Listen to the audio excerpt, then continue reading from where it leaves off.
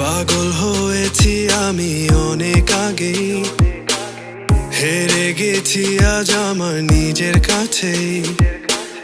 কিছু বোঝে না দু চোখ তুমি ছাড়া, সব হারাতেও রাজি পেতে তোমাকে।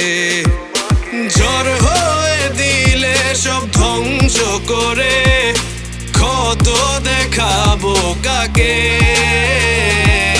পারবে না থামাতে কেউ আমাকে, সব শেষ করবো নিজের হাতে। প্রতি নিঃশ্বাসে নাম তোমার লেখা আমার মনের ভেতরে।